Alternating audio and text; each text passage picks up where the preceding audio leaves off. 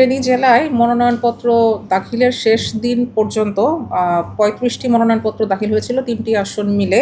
তার ভেতরে আজকে ৩ আসনের যাচাই বাছাই শেষে ২২টি মনোনয়নপত্রকে গ্রহণ করা হয়েছে বা বৈধ ঘোষণা করা হয়েছে। তার ভেতরে ফেনী ১ আসনে বেগম খালেদা জিয়ার মনোনয়নপত্র দাখিল হয়েছিল।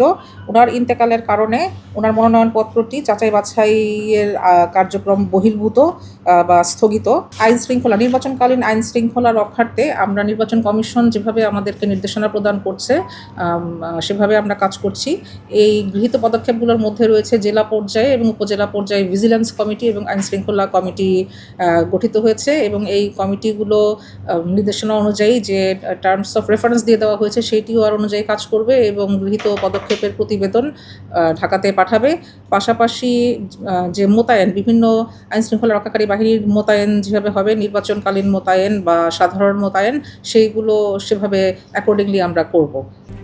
RICL TMX যুগের পর যুগ স্থাপনা থাকে মজবুত। প্রতি উপজেলায় ২ জন করে নির্বাহী ম্যাজিস্ট্রেট মোতায়েন করার নির্দেশনা প্রদান করা হয়েছিল। আমরা সেভাবে ২ জন করে নির্বাহী ম্যাজিস্ট্রেট আমরা মোতায়েন করেছি এবং আমাদের আচরণবিধির বিষয়টি ব্যাপক প্রচারণার মাধ্যমে আমরা মানুষকে, রাজনৈতিক দল, প্রার্থী এবং অন্য জনসাধারণকে আমরা জানানোর চেষ্টা করছি এবং পাশাপাশি আচরণবিধি লঙ্ঘনের জন্য আমাদের আইন প্রয়োগও অব্যাহত আছে।